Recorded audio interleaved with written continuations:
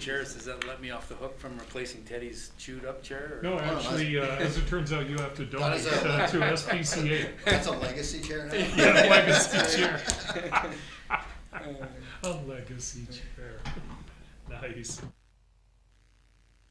They put their stuff. So you're gonna go silent until we go to our live meeting here, so if you don't hear any sound in the background, that'll be why. We will talk to you shortly.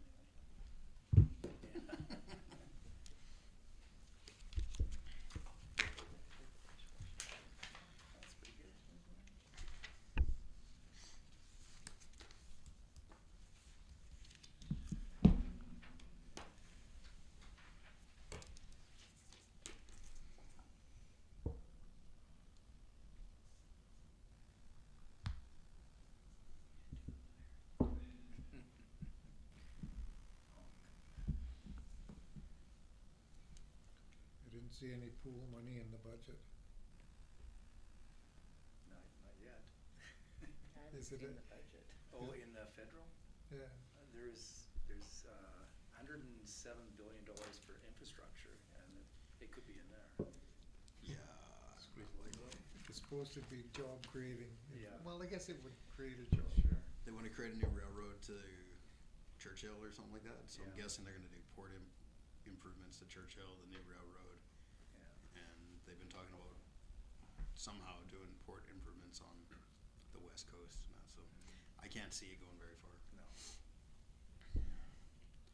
But I did make a very good point that if you want all this rest of this stuff to happen, you better start working with helping municipalities with their infrastructure, otherwise it's gonna fall apart. You would give us our money finally? Yeah, right? I don't have a gavel, so. I call the meeting to order. I want to acknowledge that the Smokeman Valley in which we learn, work, and organize is the ancestral, traditional, and unceded territory of the Smokeman people and home of the Upper Smokeman Indian Band. Before we adopt the agenda, 10.1 has been removed, and we need to add 4.3. We have a delegation off of the list from Ron and Sue McKay for item 6.4. So with that, can I get a motion to adopt the agenda? Thank you. McLean and Willis, all in favor? Carried, thank you. Adoption of the October 1st, 2025 regular meeting of council minutes. So moved, Mr. Mayor. Thank you, Councillor Gould. So seconded. Thank you, Councillor Elliott. Any errors or omissions? All in favor? That is carried, thank you. October 7th, Committee of the Whole meeting minutes. So moved, Mr. Mayor. Thank you, Councillor Elliott. Second, Mr. Mayor. Councillor Willis, errors or omissions? All in favor? That is carried, thank you. Now, our first delegation is from Interior Health Authority, Madeline, and I think she's got some other people with her to present on clinical operations and some interesting information. So, James, are they available? I believe so. Can you guys hear us? Yeah, can you hear me? Yep. Okay, the floor is yours. Okay, can you see my screen? Yep. Alright, I just want to. Still good? Yep. Oh, there we go. There's more of you now. Alright, okay, well, pardon me? There's more of you now. Oh, there's time and.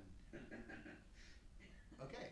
Yeah, there's 3 of us. Okay. I just want to introduce us. There we go. Good, yeah, good afternoon, everyone. My name is Madeline Chalangwong, and I'm the Executive Director of Clinical Operations for the South Okanagan for Interior Health. With me is Lisa Burkowski, Director of Clinical Operations, Primary Care, South Okanagan, and for all of the Princeton Care Media Services. And you've also got my physician, diet partner, and Chief of Staff, Dr. Tim Vanderheide, with us. So over the past several months, we've embarked on a journey to reimagine a new emergency care model and piloted it in 4 interior communities, including Princeton. Now that we've gathered initial feedback from PGH physicians and nursing leads, we're eager to share the concept idea with you. And at the end, we want to listen to your thoughts, concerns, and any other important considerations as we move forward with the plan. And our land acknowledgement. So before diving into the proposal, let's look back at the purpose. We share a goal of maintaining reliable access to care for everyone in the interior region, no matter where they live. The reality is that maintaining emergency services in rural communities are increasingly challenging, with higher care needs from the aging population, fierce competition for healthcare workers, and greater work-life balance demand for our new workforce. Looking into the future, we need to reimagine how care can be delivered and strengthen our services. We also know that 2/3 of the emergency service interruptions in interior health is due to physician shortages. So we seek to help physicians achieve work-life balance and make rural healthcare more attractive. So many provincial and local programs were born to address challenges in rural healthcare. Amongst existing solutions, we see promising potential to explore virtual care implementation. While we remain committed to in-person care whenever possible, IH's experience with virtual care is that patients are receptive to it as it meets their immediate care needs and connects them with other services and supports that they need. We learned that adding virtual support could help with recruitment of permanent physicians in the inpatient of Caribou Memorial Hospital in the inpatient unit in Williams Lake. Not only do we see no patients being transferred to other sites because of staffing shortages, we're also seeing more in-person shifts filled compared to the virtual shifts. We also have the Virtual Emergency Rural Assistance, or VERA, program, already providing overnight virtual emergency department support to small rural hospitals facing physician staffing challenges. For example, Arrow Lakes in the Cusp has been consistently using VERA 2 nights a week to augment their services. And we're not the first. So similar multi-site models have been utilized with great success in other provinces, including Saskatchewan, Newfoundland, and Alberta, according to a Canada-wide review that was conducted by Provincial Health Service Authority. There was a mix of different technology types used for the emergency department models, but low barrier video conferencing is most often used. Another common learning from our review was to consider that we were keeping in the back of our mind was that having in-person physician backups to support emergent patient needs. Based on our existing experience with virtual care, as well as learning from other provinces in Canada, we started to explore a multi-site virtual care model where small rural sites support each other in sustaining overnight access to care. 4 emergency departments in Interior Health fit that criteria. Lillooet Hospital, Dr. Helmken Memorial in Clearwater, Arrow Lakes Hospital in the Cusp, and Princeton Hospital, Princeton General Hospital. So now I'm going to turn it over to my physician guide partner, Dr. Vanderheid, and he will take us through the rest of the presentation. Okay, so here you can see what's happening at these 4 sites over, this is a year from August 2024 to 2025. So as you can see, Princeton 2.7 visits overnight on average, and between all 4 sites, there's about almost 10 patients presenting per night. And then on the right, you can see there's a figure showing the level of care provided at those 4 sites within a year. And as you can see, 90%, between 85 and 90% of those people are low urgency, low acuity, people with things like abdominal pain, headaches, earaches, drank too many beers, stuff like that. There's actually a very small number of cases that need critical intervention. To provide clarity, there you see level 1 visits, life and threatened limb, that should actually say less than 1%. Yeah, the number of people that come in and that need an immediate critical life-saving intervention is less than 1% of all patients presenting to the hospital. So that would be things like respiratory distress, respiratory failure, cardiac arrest. But it could include other things too, like a piece of wire sticking or a knife sticking out somebody's eye or a chest or abdomen, something like that. And then number 2, emergent things. So this might be a heart attack, somebody in severe pain, but everything else, 3s, 4s, and 5s are less urgent problems as triaged by nursing staff. If we move to the next slide. So as you can see, so what we're proposing with this model, an emergency physician would be physically present in one rural hospital, providing overnight emergency coverage in that rural hospital, but also providing virtual coverage for the 3 other emergency departments. If the virtual physician, say he's in Princeton, gets a call about somebody, say in Lillooet or Clearwater and Nakusp, and determines that actually, this person's critically ill, they need hands-on from an actual doctor that's not on video, then there's still somebody always on call in the community, and they would be called in to provide the patient with the care that they need. We've got some technological stuff for nurses for all the sites covered virtually to see real-time a dashboard to know where the virtual physician is and what he's doing, where a less urgent patient might be in the queue. So currently the way it works is I'm on call, and there's somebody in Lillooet on call, there's somebody in Clearwater on call, there's somebody in Nakusp on call 24/7. and we cover, our local site, and we have, probably, 1 to 2 shifts per week, in addition to our clinic hours. This can get fairly tiring, right, because you get called in the middle of the night, and then maybe you just get a phone call at 2 o'clock, and you get another phone call at 4 o'clock, but you don't fall asleep after your 4 o'clock phone call, and then at 8 o'clock you're in clinic for the day, 8 till 4:30 or whatever. So there's not much flexibility there. People don't want to work in this model anymore. That breed of person probably isn't around. Somebody told doctors that they can have a work-life balance, and unfortunately they took that advice, and now nobody wants to work like they have in the past. So it makes it hard for us to recruit staff. People will go to a city, right, where they have fewer call requirements.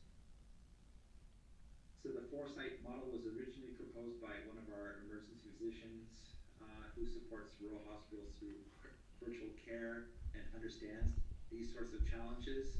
So we thought that maybe if we consolidated multiple low-volume overnight shifts into one focused high-impact shift, where that physician covers their own site in person and 3 other sites virtually, that when you're not the virtual physician, you actually expect that you have limited or no disruptions in the middle of the night. And that would improve efficiency because you don't get the burnout and fatigue the next day when you're at work after being up much of the night. We anticipate that a lot of patient needs, including some urgent things as well as all non-urgent things, can be met through the care of the in-person nurse and the virtual doctors. Then the in-community physician would be only called in for the critical cases. And then also nurses have extra virtual support during the night, so they don't need to worry about waking up the in-person physician for less urgent cases. Yeah, so a bit of a moral dilemma there for nurses. Somebody comes in, the nurse isn't quite sure what to do, but if I call the doctor on call, it's the middle of the night, and wake him up or her up, so this reduces moral distress for the nursing staff. And this means more resilient staff, better use of resources, and more attractive working conditions for recruitment and retention. We can move to the next slide. Right, leave it with you, Tim, go ahead. Oh, yeah, so a lot of information in a very small amount of time, but we want to hear what you have to say or what you think.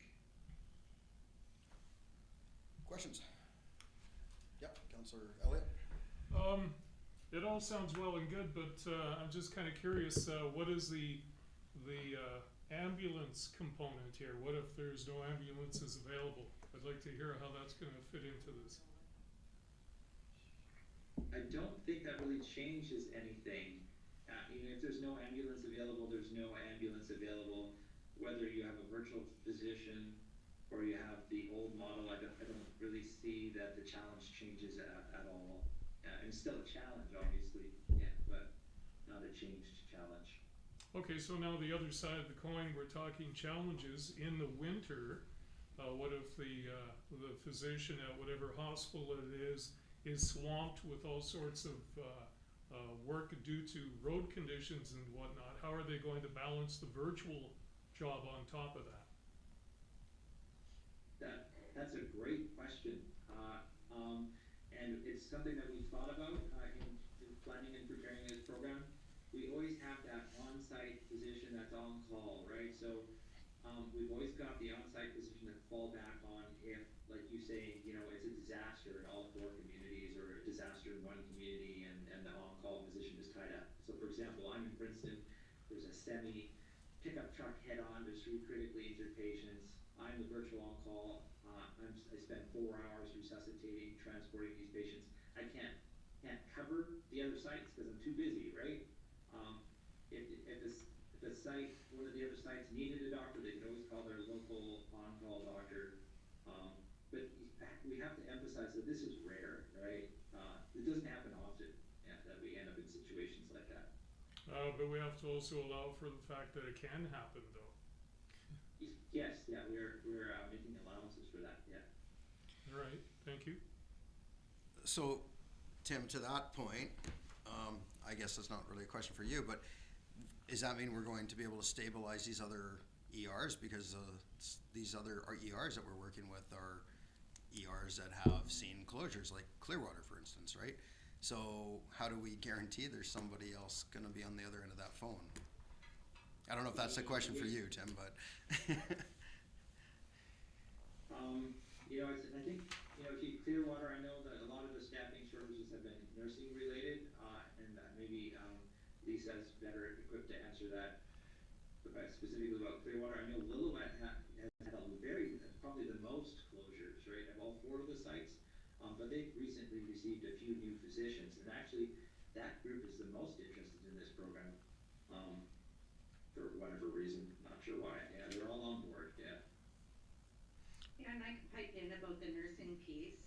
One of the benefits to being part of this pilot is our sites then get prioritized for nursing staff. So as y'all are probably up to date on is we've recently doubled our staffing in nursing with a minimum to nurse patient ratio at Princeton General Hospital. We do still have some gaps in those schedules based on recruitment, and we're continuing to actively work through that. But what this means for Princeton specifically is that we will be prioritized through the agency nursing pieces as well, not only to receive nurses, but also to receive emergency trained nurses to support this program. So that'll be a benefit to us and the other 3 sites that are currently included in the pilot. So Lisa, one of the concerns we've been hearing from nurses in the community is that this is going to add an extra workload to them. We know there's a shortage of nurses not only in BC but across the country, just like doctors. So how are we going to guarantee that our nurses are not feeling overwhelmed here as we move forward on this? Because that's what we're hearing. Yeah, fair enough. And I think it's really hard to wrap your head around it until you're actually doing the work. I've been talking with the nurses, and the ones that we can really get down into that conversation with them, it's really not going to change their work all that much. In fact, it'll likely increase the amount of agency support we get. So they'll probably have more support. But right now what they're doing is a patient comes in, they call the doctor on call.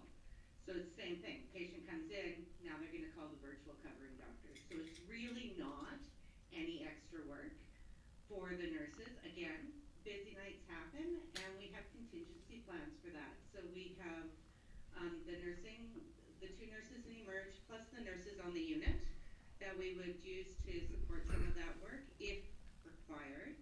And we have a whole 16-step contingency plan if things go awry. But again, to Tim's point, that is less than 1% of the time that happens, right? But we do have a plan in place for it.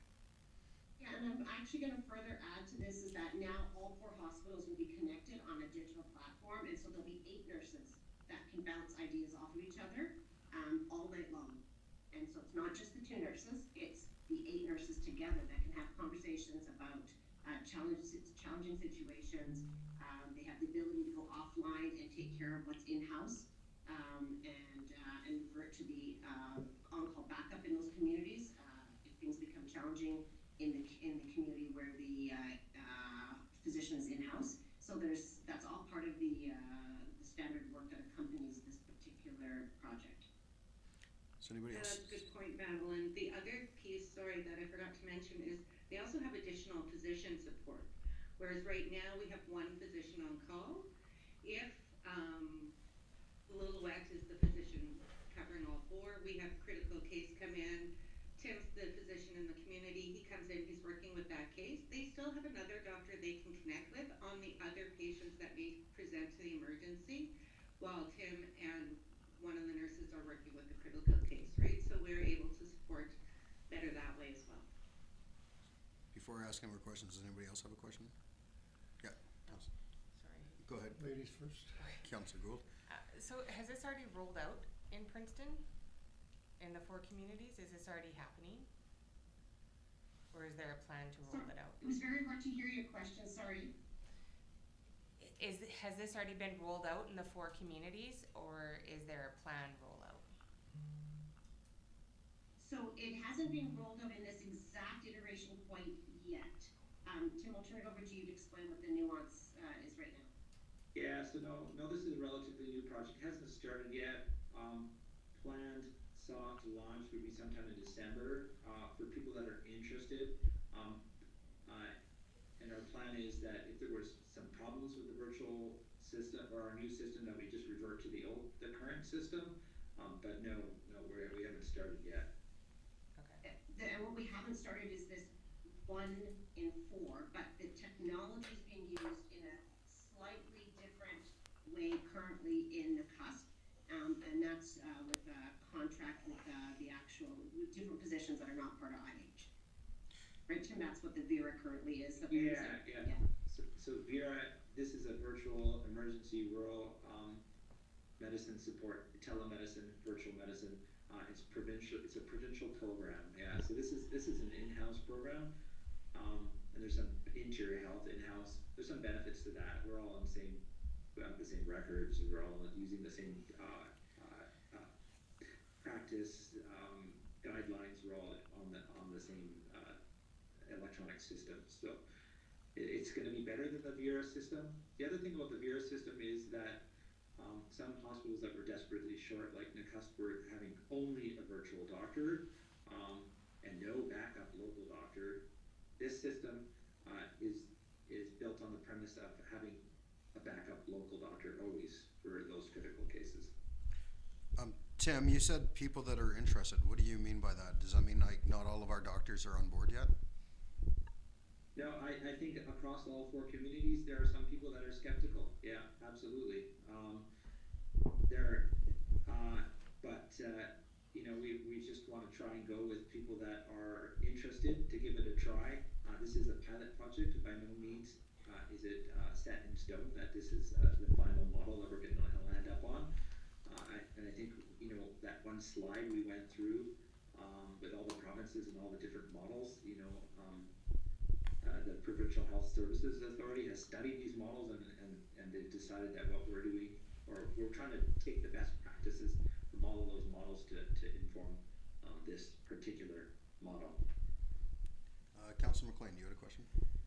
Yeah, with reference to what the mayor was talking about in terms of a little bit of unrest with staff, I'm curious as to was there a worthwhile amount of time spent with staff in the development of this and the laying out of it and coming up with it? Because from my point of view, I'm having a hard time understanding why there would be any unrest. This seems like a step forward, something that you would think they would be looking forward to. If you're speaking about the nursing staff, so our order of engagement started with local elected officials. So Mayor Coyne received calls from the minister and from our VP. Then it was a physician engagement. Let's see if we can test out our physician level of engagement, and we brought 1 or 2 reps of nursing to the table before we went widespread out, and then we came here. So when nurses are describing unrest, it's leaked information that they haven't actually been privy and party to, mainly because we didn't want to come here heavy-handed and say everybody's on board. Now we want you guys to support it. We were actually wanting community engagement, first physician engagement, then community engagement, and then if it seems like it's reasonable, then we go back. Now we have had the unions involved, just not our 5 frontline nurses in the ED, and so that's where there's small communities. Forget there's no secrets, and so we intend on engaging them to hear their questions, concerns, and try to mitigate them. Lisa. Yeah, all good points, Madeline, and I'll just add to that.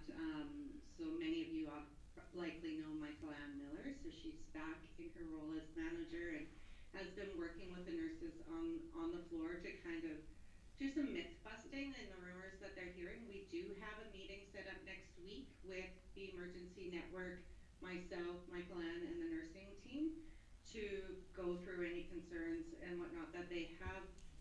Again, as Madeline said, we wanted to go to them after we had the opportunity to engage with the community as well. So it is in the schedules.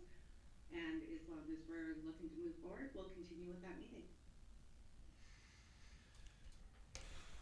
The bonus, sorry. No, go ahead. The bonus though is that pilot project piece, right? And I just really wanna highlight that is, this is what we're starting at, but being part of the pilot gives us that room to, you know, make those recommendations and be at that decision table instead of having whatever the model ends up being in the end, said this is what we're doing across the province. So that's one of the great pieces of this piece.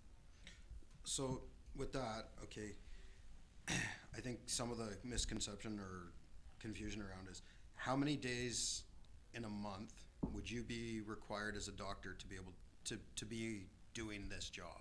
Because it is an extra workload, like it might not sound like much, but if you're only doing 2 and now you're gonna be doing 10 to 12 cases in a night, that's an increase in workload over the evening. But so how many days roughly would you see one of our doctors having to be on rotation in a month on this program? Yeah, so per individual physician, depending on how well the uptake is, it could be as little as 1 in 24, 1 out of every 24 days. I think I thought about it the same way as you're thinking about it initially, increased workload, but actually, you know, that night that I'm on call is going to decrease the workload on all my other nights, right? Because I no longer get those 2 calls a night, right? I'm just collecting them all on one night. So I don't really see it as increased workload. I mean, I suppose it could be, right? Just with the variation of how emergency medicine works, right? It's feast or famine, right? Sometimes Yeah. you're feasting, sometimes you're famining.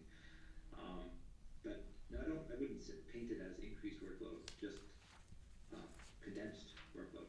Okay. But Tim, just perhaps for the council, what would be in a town that's a bigger community, what would an average physician see on a night in a one physician ER room in a larger community see? Yeah, so I worked a fair bit in Oliver and a half. Yeah, so on one evening or one overnight, say 12-hour shift, probably see between 15 and 25 patients. That'd be typical. Well, I'm glad to hear Princeton people aren't in the hospital as often. Councilor Yeah. McLean. Just a couple of points. Probably a lot of communities are in the same condition, but we have a mine, a mill, a bunch of industry going on where we have to be concerned about emergency care in terms of being able to look after, if people are gonna come here and work in these dangerous jobs and all that kind of stuff, we have to be assured that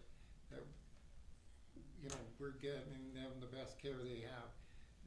And it sounds like this is, the other side of that is the shortage of staff. If anything we do to improve it, we have to, from my perspective, we have to make sure that we're looking after the people that we do have. And it's a good enough position that we can invite people in to come and work here, sort of thing. I guess those are the 2 kind of points from my perspective.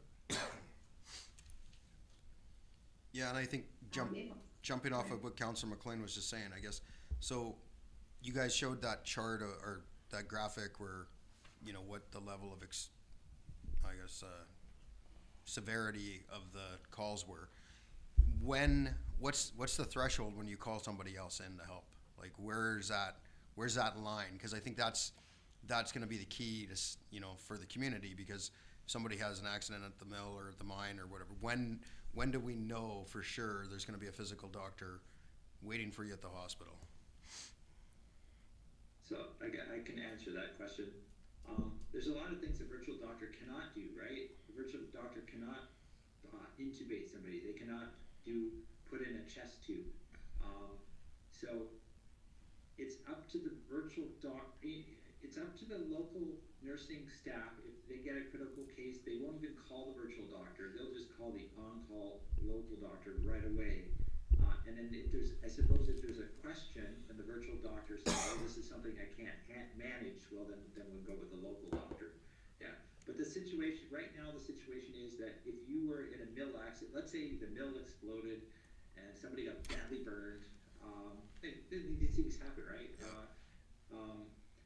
You know, and they called a code orange, right? We expecting an overwhelming number of patients.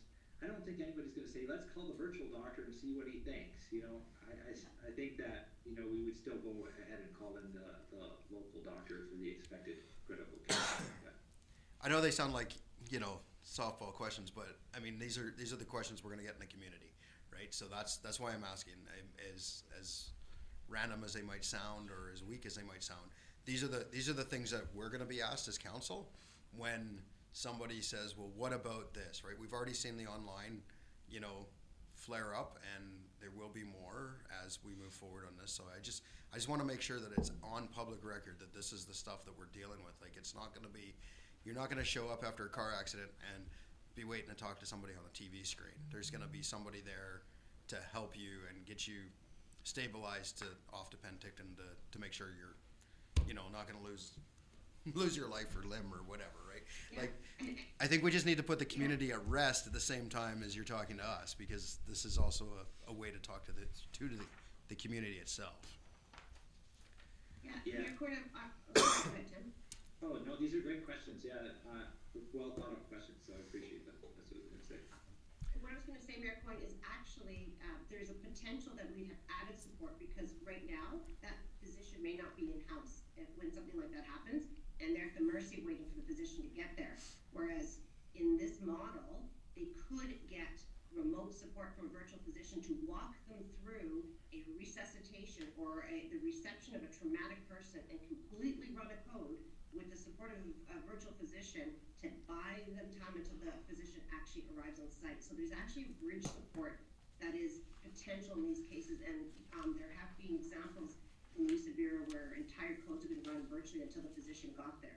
And so there is additional support in this model. I did want to also address, there was a comment made about wanting to ensure that we're doing everything we can for recruitment and retention purposes of our existing staff. And I actually can also say that this is only one of the things. We have received confirmation from the ministry that our physicians will have an opportunity to have a contract, a physician contract, different than their current fee-for-service model. It has not been reviewed by them, presented to them, so just no approval for it. The normal contract process will take place following that, and IH Medical Affairs will be in touch with the physicians so that they can see what they would like to put forward in that regard. But that's also a recruitment and retention opportunity there. It might make us more attractive if the contract was interesting to other parties to come in for local support. Councillor Gould has a question. Sorry, I just have a follow-up question for the comments that were said about the process and the timelines, like that you've gone to the public, and then am I correct in that you still are gonna then engage the people who are actually hands-on with it, the physicians and the nurses? That's still to come locally in each of these communities? The other communities have had their physician engagement sessions and their council and elected officials, and they're at the stage of with their staff. In our community, we also did that. There's some physicians we have yet to engage with due to their skepticism and hesitation. We went forward with that initial engagement for those who came. Now we will be able to go and engage the rest of the staff, and that is Michael Land and the local team with Lisa doing the operations side, and Tim will continue to work on his side. Okay, that's good, because in my opinion, they're the ones who have all the relevant information and would be able to be better suited to provide feedback and what they feel will work and what won't work, as opposed to me, a counselor who's not in the medical field. Okay, any other questions? Okay, I'm sure we'll talk about this again on November 18th at our next healthcare steering committee meeting, and I will bring any concerns that come up between now and then to that meeting. So thank you everybody for showing up. Thank you very much. Oh, can we get a copy of those slides possibly? Yes. Perfect, thank you. Okay, we're gonna go to the next one, and that's Ron and Sue. You get to come up and say your part about the development permit. Right over here, Ron, there's a microphone. Over here? Yeah.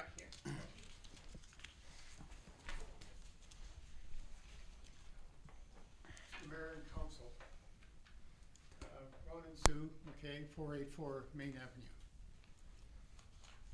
May I speak on a proposed carriage home? Thank you. We have no objection over the proposed carriage home, but serious concerns over the location. I met with Mark October 28th to view the location, but it wasn't very clear as to the actual location. But it did show very close to our back fence. We would like to see this plan 18 feet from our fence. If this proposal goes ahead as planned, we will lose privacy, our great view of the valley, and possible lost value of our home. We see no reason this planned project cannot be moved closer to their large green canopy, as this is a large property. We thank you for listening to our concerns. Thank you. Thanks, Ron. Okay. I will leave my questions for Mark till then. Just gotta make a note quick.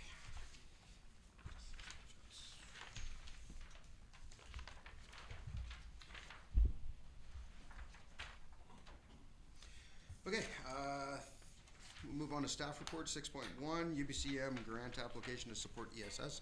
Ed. Thank you, Mayor and Council. The recommendation that I have before you is that the Town of Princeton participate yet again with the RDUS in supplying ESS services and support to our ESS team here in the Valley and working with ESS teams throughout the regional district. This has been a enjoyable and valuable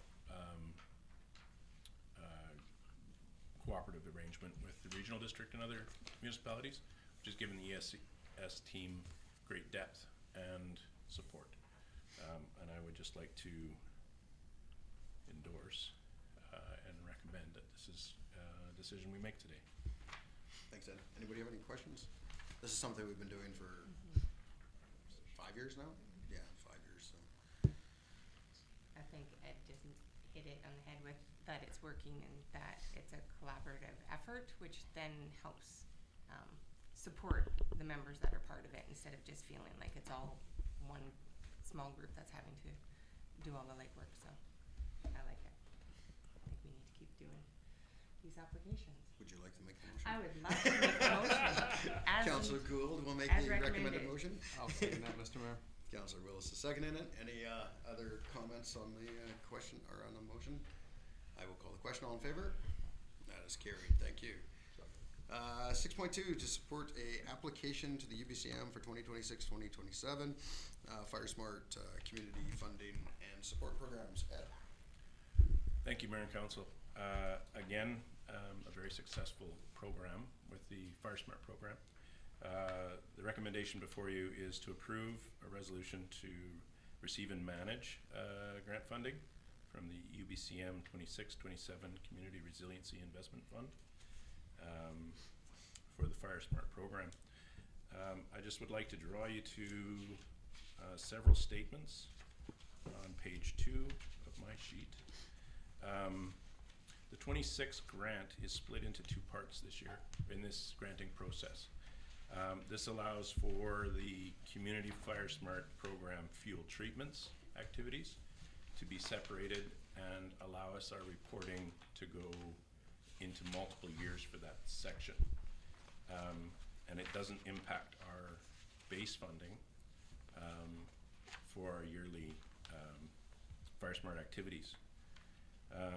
Also, the mitigation activities on publicly managed lands and green spaces has been widened. So we have a greater latitude to move our mitigation work to those areas within our community, including our green spaces and public spaces, as well as provincial public spaces. So in a roundabout way, in answering Randy's question about 3 years ago, how is this going to be implemented, and where am I going to see the results of this program? This is it. This is now we're going to be doing work in the community for everyone's benefit.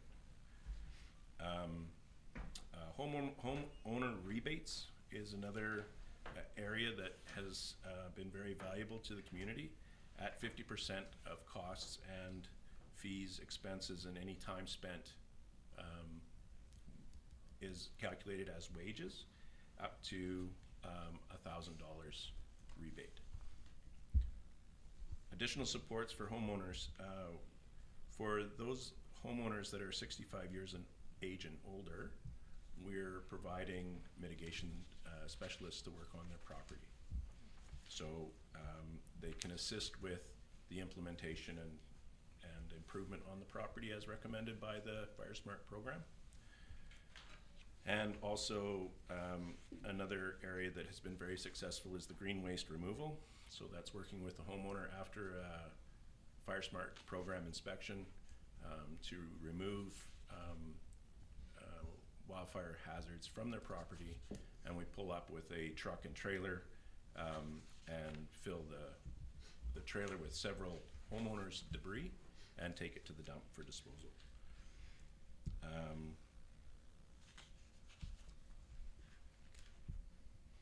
Additional fuel treatment funding for municipal owned lands.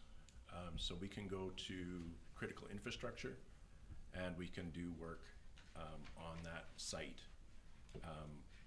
to alleviate some pressure that the public works crews may not be able to implement. We can send our mitigation crews to do that now. Those are just the highlights. You may already know that the FireSmart program is widely successful, and something that I think you as the council in endorsing past applications can be very proud of. I know that the next meeting of council, Dave Stringfellow will be here to give an update as to the last year's successes. Anybody have a question? I do have a comment. Yeah, go ahead. Just wanted to comment that, you know, the thing I like about this, there's many things I like about this program, but, you know, the visibility of this program since the office downtown was put in place, and Amber attending all sorts of public functions and whatnot, and the high visibility vehicles and everything, I think has really been a key element in educating the community about the FireSmart program. I've also benefited myself personally. I've had a FireSmart inspection. I've had a couple of loads of green stuff taken away from my place. By the way, bring the truck again. We've got another load. And I can't see anything other than this being a win.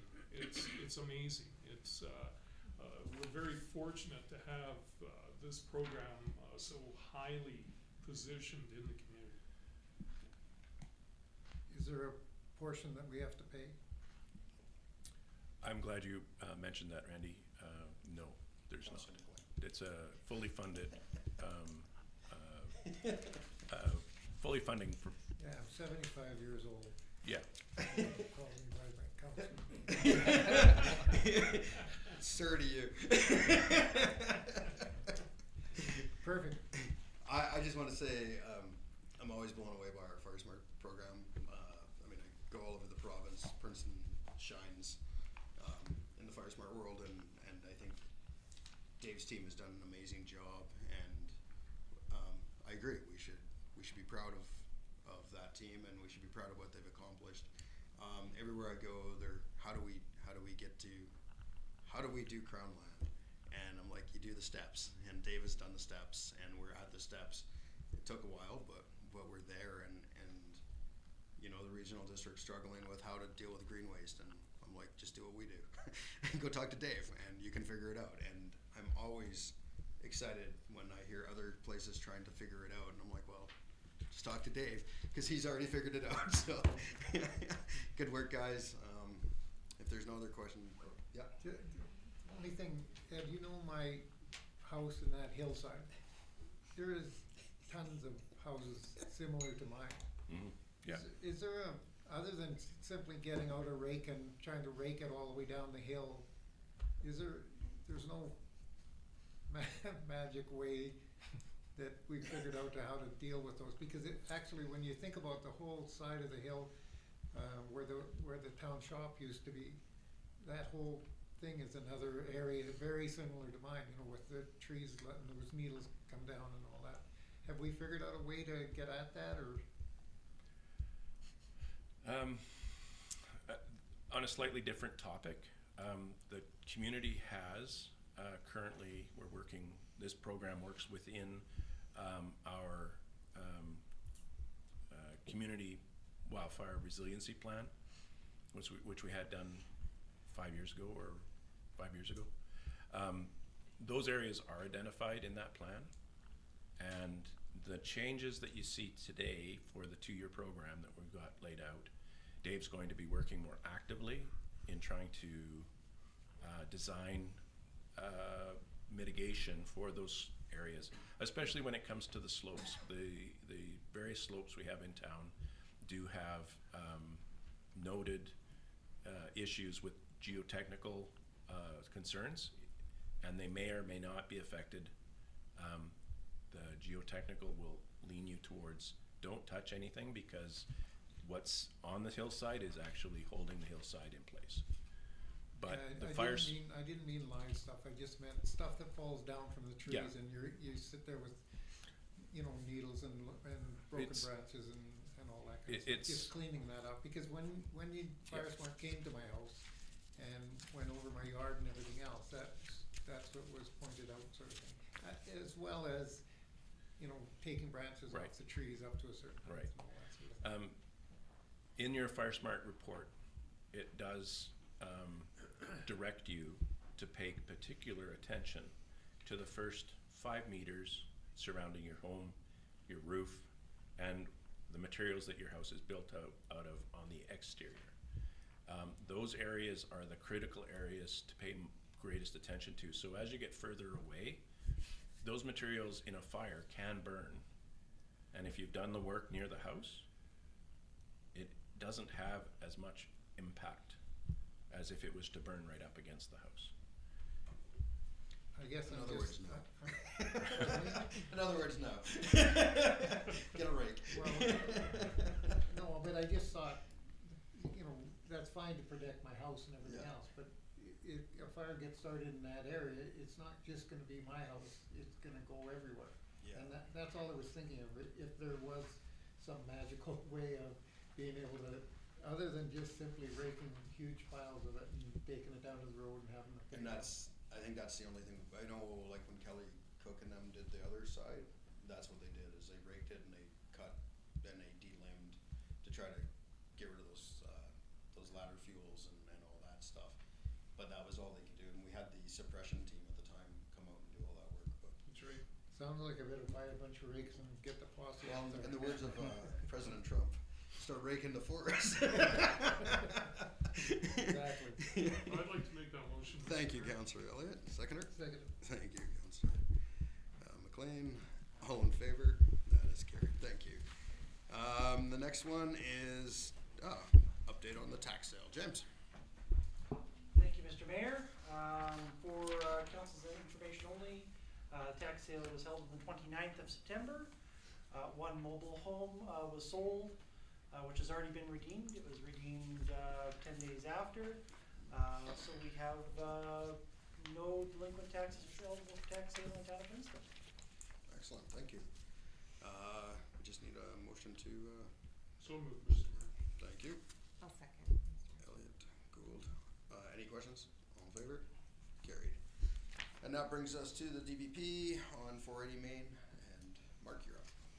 Thank you. We've got a development variance permit application for the construction of a new carriage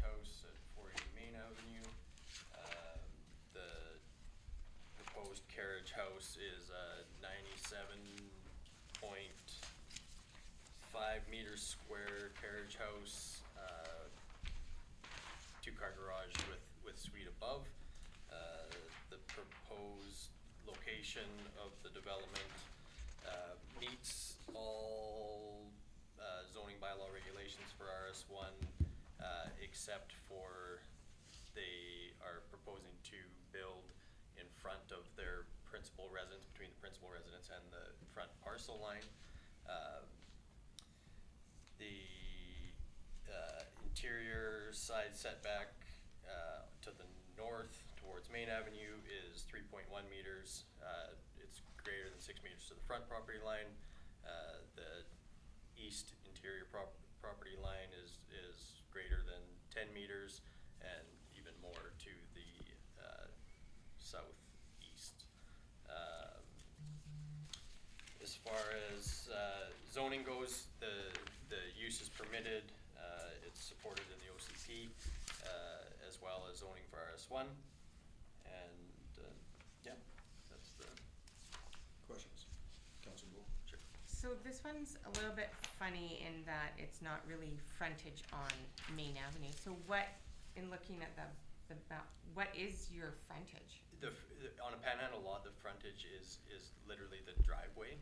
So their frontage is the panhandle driveway out to Main Avenue. So the frontage would be this piece, Correct. if this is Main? Yeah. Okay. Yeah. So the regulation that is that they're applying for the variance for is intended as a form and character regulation, keeping garages out of front yards, not making that neighborhood feel be garage facing and not seeing the neighborhood homes. But it's really backwards, Mhm. because it's a panhandle. Yeah. Yeah, because it's really in the backyard. If it was on any other street that had, Yeah, Back. if that Back was the fence. front, it would be, yeah. it wouldn't even be before us for a DVP. So what's the normal setback from the side of the property? 1.2 meters, And they're gonna be 3.1. Double, more than double. Yeah. Councilor McLean? You were aware of the thoughts that were presented to us prior to Yes. us getting started? Yeah. And did you have any comment in terms of, I think the concerns are valid for their particular property. It will affect their view. That's not incorrect. what, my problem is, this is exactly what we want.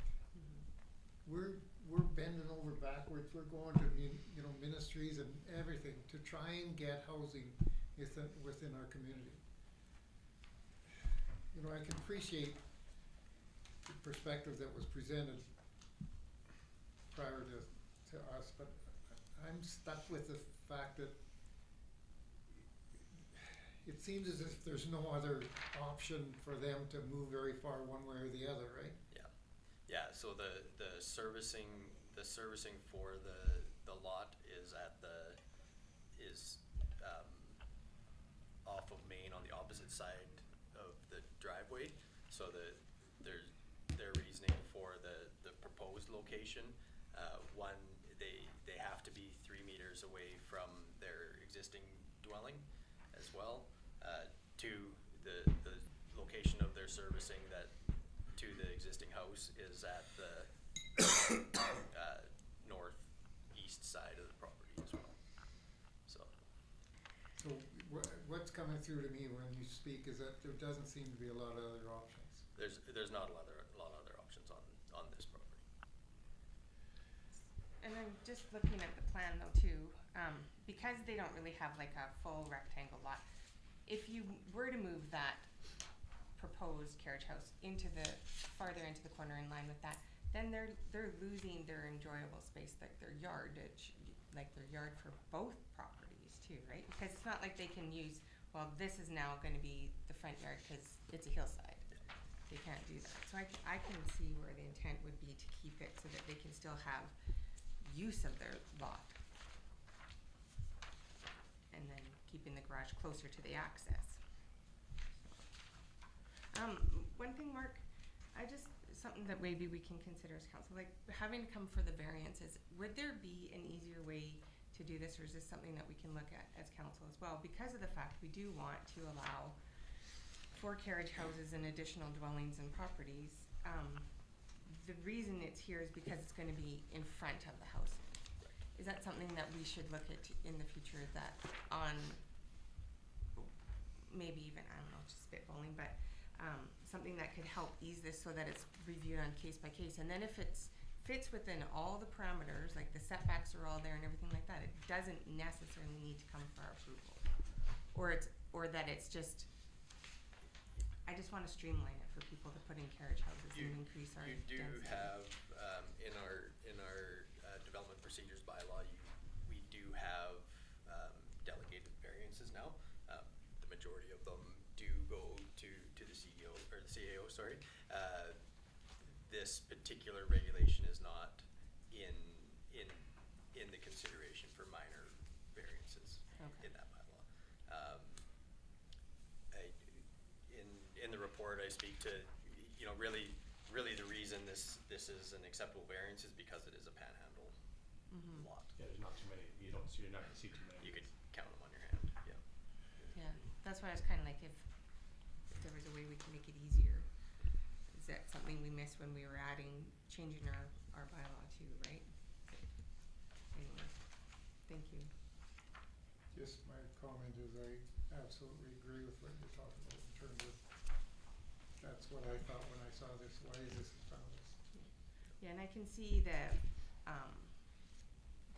personal part to it that could be perceived of, how it's gonna affect me and my neighbor, and we do appreciate that that's being brought to us as well. This is just a unique lot too, and I don't know as though there is another option of where to put it. So that you still get use of a yard too, right? Especially when you have the square footage of a lot. If this was in a mine subdivision lot, this would be behind the house, so it wouldn't be even an issue. So it's just that it's unique in that the access is not really a frontage, so. That's my opinion. Okay, I'm looking for direction from council. Well, the recommended motion is to approve it. With cause I like that they're considering setbacks and have gone above what's the minimum requirement too. So my recommendation would be to, approve as recommended, as proposed. Is that a motion or is it? A motion, Okay, Councillor Gould is moving the recommendation. yeah, that it be approved. Do we have a seconder to the motion? Councillor McLean? I don't have any choice as far as I'm concerned. Do we have any other comments on the motion? In today's world, the hoops and barrels that developers have to jump through to get it this far, or are we just gonna add another? I'm sorry. Okay, there's no other comments, I will call the question, all in favor? And that carries.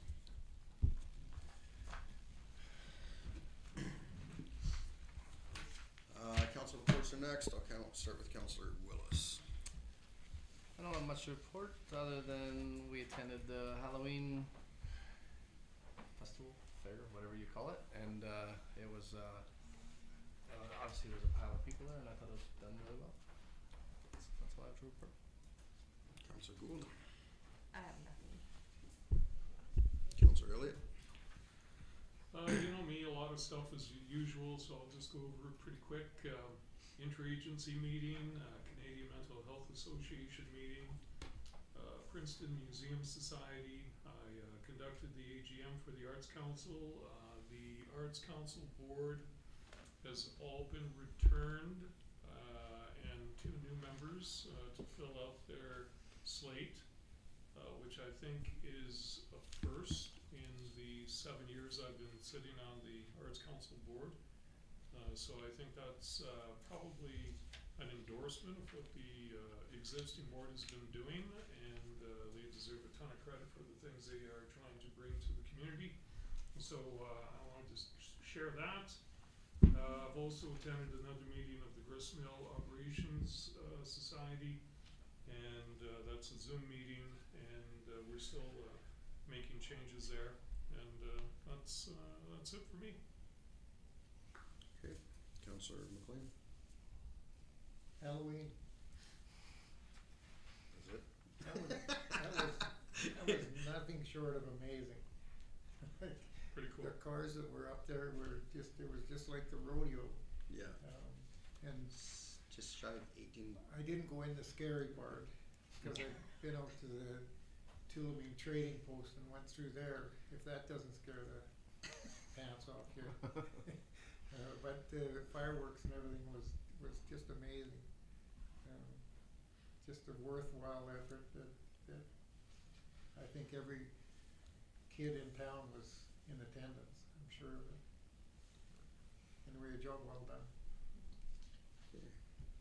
Just trying to remember when our last council meeting was. I think it was the beginning of October, so, been busy as usual. I guess the big ones, I was at Tourism Industry of BC Roundtable in Penticton a few weeks ago, just talking about the challenges and opportunities in tourism from an industry perspective. Princeton has done better than what it sounds like most have, which is interesting. Camping camping's an interesting one right now, because there's a lot of campgrounds that are not open anymore, and there's more on the chopping block. Yet the industry itself is looking for more camping spots, not less. So, which bodes well for us. I did a really quick trip to Ottawa, where I received the Jim Carr award for community champion for forestry. It was a very quick trip. I got there at 8 o'clock on Tuesday night, and I was back in the air by 6 o'clock on Thursday morning. And first meeting on Wednesday was 7 o'clock in the morning, and we didn't finish till 8 o'clock at night. So I got there, I went to work, and I flew home. But it was a good meeting. I met with the shadow minister. I met the shadow minister of forestry for the federal government. Spoke to a senator and a number of economists and whatnot. So, and then a couple days later, Trump said that he was increasing all our tariffs. So it was an interesting one.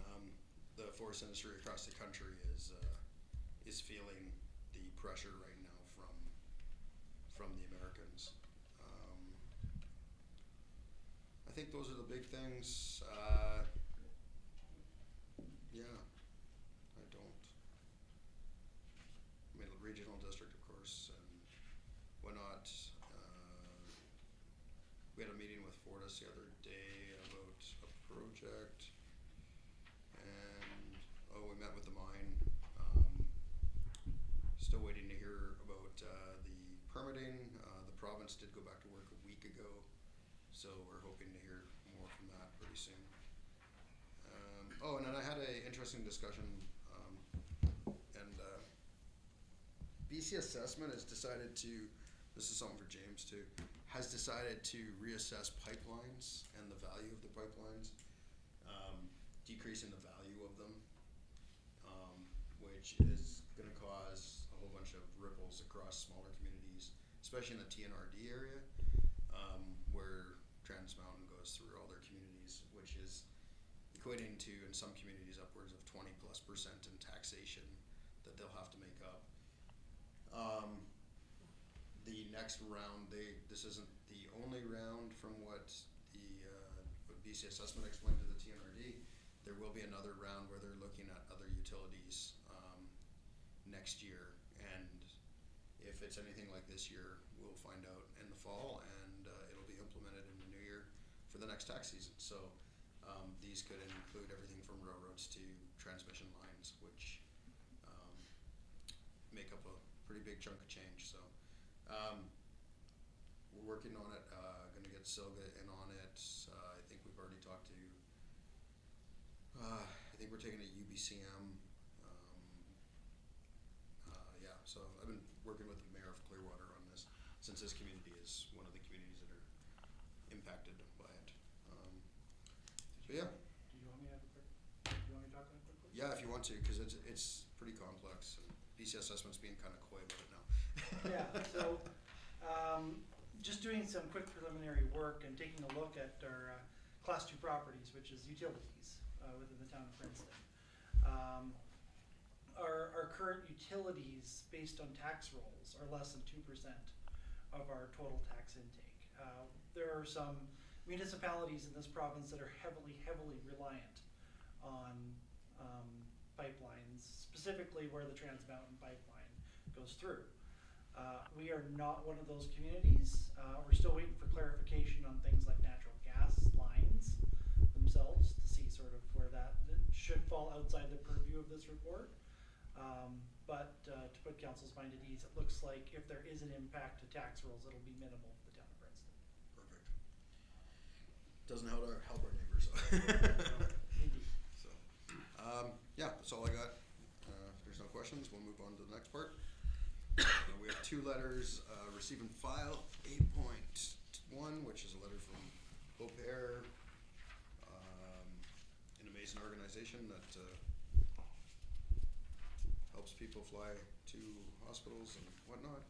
And then response from the to our provincial resolution asking about the Minister of Transportation taking over our highway maintenance, saying not at this time. So with that, I will ask for a motion to receive and file those. Thank you. Second that. Elliott, Willis. No, Oh, McLean will. Blaine, sorry. All in favor? Carried. You did fake your hand. No, shoot. Next one is the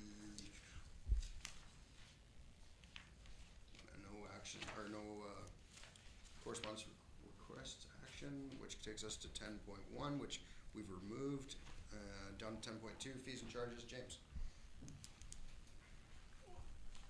Thank you, Mr. Mayor. Presented is the amendment to the fees and charges bylaw for 3 readings. This essentially incorporates the Firemark program into the fees and charges bylaw as a separate fee for the protective services schedule. The modifications are as the company requested. The resolution also calls for council to endorse Firemark and to have the mayor and chief administrative officer sign on behalf of council an agreement to implement the program. Excellent. Questions? I have a question. Yeah. This appendix 1, schedule H, at the top of it, it says cemetery fees for service, and then there's nothing, and then it says protective services fees. That's probably just a brief typo. It should be appendix, the protective services appendix. Okay, that's I the guess cemetery we have. The cemetery is a separate, yeah, it's a separate category. So there was discussion about amending our fees on that. Is that happening? That happened with amendment 1 that was already passed. Oh, okay. So change that It to should be protective protective services. services schedule, yes. Okay. And then all of this is related to the changes for Correct. allowing I that. believe it's H 29 is the actual verbatim request that they've asked us to put in. Okay. Because the fees are all based on the Office of the Fire Commissioner's fee rates. Yeah. And they calculate all that, so it essentially just incorporates it into our fees and charges bylaw. Just the which is what wording. they say. Yeah, okay, thank you. So you just copied and pasted and then you Indeed, I did. change the top. And then there is this schedule at the end? That's the existing one that's already incorporated in Schedule H. Okay, so those rates, those increases were already there last year? That's right. Yeah. Okay, thank you. Yeah. So with that small correction. So moved, Mr. Mayor. Thank you. Moved by Councillor Elliott, seconded. Councillor McLean. All in favor? Carried. I'm excited about this. We'll be able to recover some of our costs on fire. Comments? At vote time. Yep. Look forward to it. That takes us to the last one is 12.1, motion to close. Recommendation that the meeting be closed to the public for the purpose of considering the following. The security of the property of the municipality. 90.1E, the acquisition, disposition, or expropriation of land or improvements that the council considers the disclosure could reasonably be expected to harm the interest of the municipality. And 90.1G, litigation or potential litigation affecting the municipality. Move, Mr. Mayor. Thanks, Councilor Gould, Councilor Willis, all in favor? Carried, thank you. With that, we will now close to the public.